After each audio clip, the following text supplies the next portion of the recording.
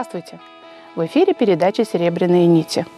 И сегодня мы поговорим о задержке речевого развития детей и что же с этим делать.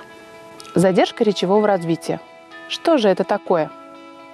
Это диагноз, выставленный неврологом ребенку в возрасте до 3 лет. При этом у ребенка нарушено только речевое развитие, а умственное и эмоциональное развитие соответствует возрасту. Это тот случай, когда ребенок все понимает и выполняет просьбы взрослых, но говорит очень мало или очень плохо. Диагноз «задержка речевого развития» ставится на основании комплексного обследования невропатологом, логопедом и психологом. В возрасте до 3 лет диагноз «задержка речевого развития» ставит чаще всего детский невропатолог или психоневролог после обследования ребенка и выявления у него отставания в развитии речи на несколько возрастных периодов. Часто этот же диагноз невролог ставит и после 3 лет, когда речь ребенка развивается медленнее или не развивается вообще. Диагноз «задержка речевого развития» может поставить и логопед в возрасте до 3 лет при задержке развития речи или ее нарушении. В возрасте после 3 лет логопед ставит данный диагноз, если не выявляется у ребенка органической патологии в нарушении речи.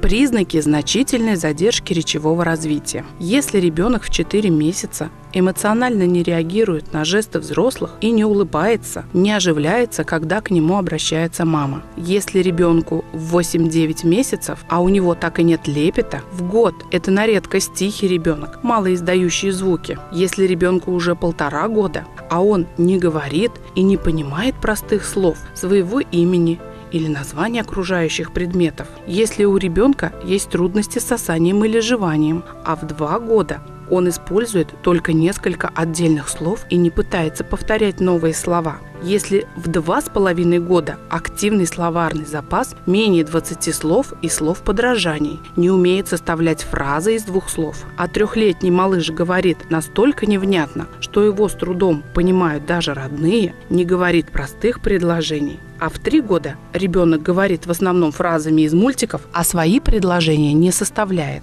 Все это признак серьезного отклонения в развитии. Каковы же причины задержки или отсутствия речи у ребенка? Их может быть 3. Это физиологические, психологические и социальные. К физиологическим причинам задержки речевого развития относятся слабость мышц лица и рта, проблемы со слухом, глухота, тугоухость, врожденные аномалии развития губ, неба, языка или лицевых мышц, патологии головного мозга и нервной системы, наследственные болезни, психические заболевания. Психологические причины задержки речевого развития. Это могут быть испуг, постоянные родительские ссоры и скандалы, неблагоприятная обстановка в семье. К социальным причинам задержки развития речи относятся отсутствие внимания к ребенку со стороны родителей, постоянный доступ ребенка к компьютеру, телевизору, планшету, повышенная опека над ребенком, когда ему нет необходимости что-либо понимать и над чем-то задумываться, а также высокие требования родителей к малышу, насильственные попытки научить его говорить. Почему же необходимо как можно раньше обратиться к специалисту? Период от 1 года до 3 лет наиболее важный в развитии речи, поэтому чем раньше ребенка посмотрят специалисты, тем больше вероятность исправить речь. Почти все речевые нарушения имеют под собой органическую основу, то есть связаны с недоразвитием или особенностями строения коры головного мозга. А человеческий мозг развивается отнюдь не всю жизнь. Разумеется, если срок упущен, не стоит опускать руки, просто это займет больше времени и сил. Специалисты обращают внимание родителей на то, что задержка речевого развития у детей может повлиять на общее психическое формирование и развитие межличностных особенностей ребенка. К тому же речь серьезно влияет на воображение, развитие памяти и мышление в целом. Что же будет, если пустить все на самотек? Задержка в развитии речи у детей отражается на формировании психики ребенка. Она затрудняет общение ребенка с окружающими людьми, препятствует правильному формированию познавательных процессов, влияет на формирование и выражение эмоций. Что же делать, если у ребенка задержка речевого развития? Если ваш ребенок отстает от сверстников в речевом развитии, то в первую очередь вам необходимо обратиться за консультацией к невропатологу, который имеет опыт работы с детьми с нарушениями речи, который поможет выявить причину и устранить данную патологию.